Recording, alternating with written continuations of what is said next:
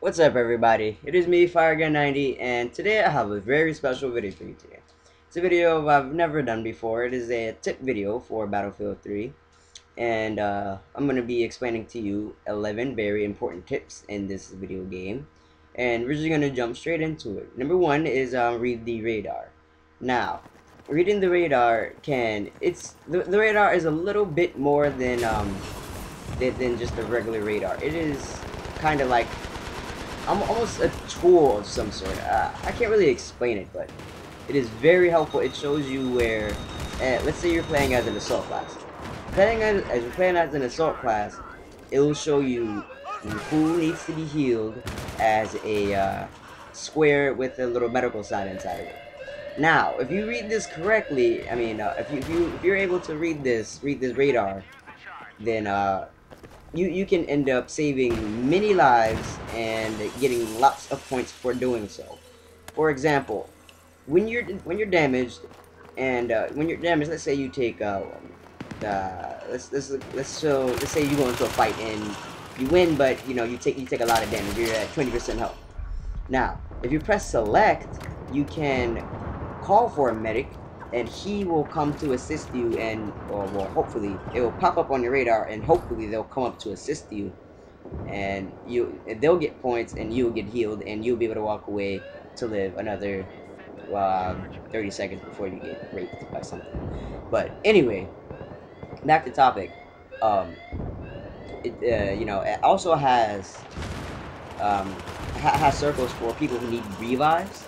So you don't have to look around for people with the little circle looking for dead bodies on the ground. You could just look at the radar and just find who needs to be revived. This doesn't just apply for assault class. This applies for all their classes, like who needs to be repaired, who needs ammo, and I don't think recon has anything. To lead your shots.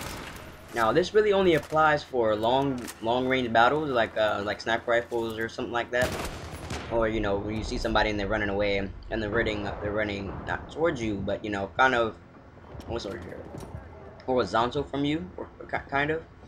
But what you need to do, you need to lead your shots. In this game, which I like very much, they added bullet travel.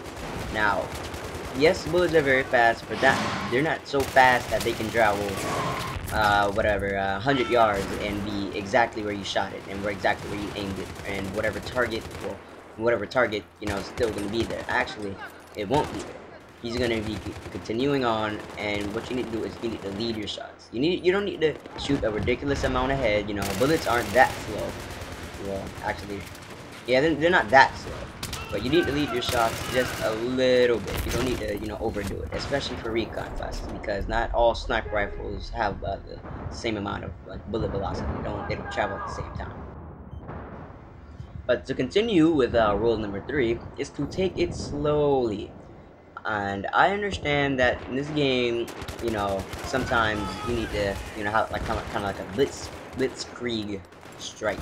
There we go. That was kind of hard to pronounce, but I got through it. Anyway, you don't need to always take things super fast. I mean, you have time. Just take everything slow. Watch those corners. Take it slow. You don't have to rush everything. And to continue with rule number 4 is to do not be a Rambo medic. Now, the term Rambo medic means to, as soon as you see someone dead, you just revive them. You don't even care about if you have proper cover or anything. You just, as soon as you see him drop dead, whoop, you gotta revive him. No, don't be one of those guys. Before you revive anybody, make sure that you can stand in front of their body and not get shot or anything like that, or at least have them behind cover before you revive them, because as soon as you revive them, they'll just drop back dead, and that's really annoying. I don't know if that has happened to anybody else, but that is really annoying. Don't wait till it's safe. Make sure the coast is clear before you revive somebody, because then you're just being a dickwad. And continuing with tip number 5 is to stick with your squad and or team. Now, this is not like Call of Duty where you can just run out in the open and get tons of kills and do just well. You need to stick with your squad and or team, because you can like run out to the open and then usually be surrounded by a bunch of the enemy in the a bunch of the enemy team, thus rendering you dead, and you won't be able to get revived because your body also is surrounded by the enemy. So it'd just be smart to stick with your team. You may not get as much points, but it's worth it in the long run because it's really not about points. It's about winning. As kind of a follow-up tip, tip number 7: use your kits accordingly. Now, I don't think the recon class or recon kit would do very much damage against a map with lots of tanks and lots of enemy vehicles.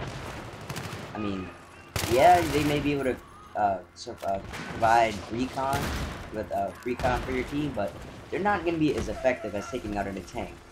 I mean, yes, they can spot the tank, but they can't really take it out. And if there's no engineers on the team, they're just just going to be there. They're just not going to go anywhere.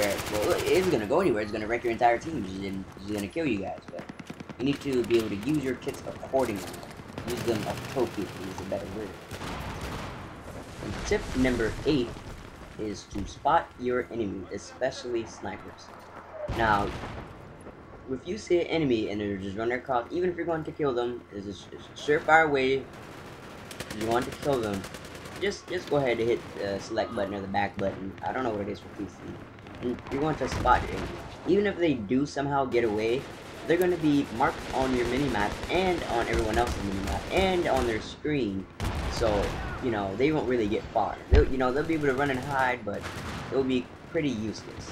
Now, especially, you need to really spot snipers because when they're raining down heavy fire on you and your team and your squad and whatever, you're gonna want to take them out. Now, it's gonna be kind of hard to take him out to try to remember where he is or try to run straight to him, which is really not that ideal. But it's better just to spot him, take cover, and try to flank him. That is the ideal way to take out a sniper and or a camp. And which tip are we on? Tip number 9. Sure, man, we are sure blown through these things. Okay. Tip number 9 is to turn your laser slash flashlights off when in light and long range fighting.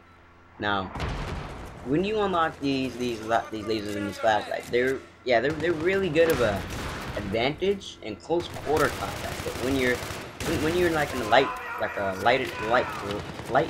highly lit room or like outside where the sun is, they're really not effective. They just really show where your position is, and especially in long range fighting. When you just see that giant white light, they're just gonna automatically think or automatically know that there's an enemy there. Behind that light, there's an enemy there. Even though they can't see him, there's an enemy there. Same thing with a laser. So all you need to do is just press up, and it'll turn off your laser and or your flashlight, or your flashlight.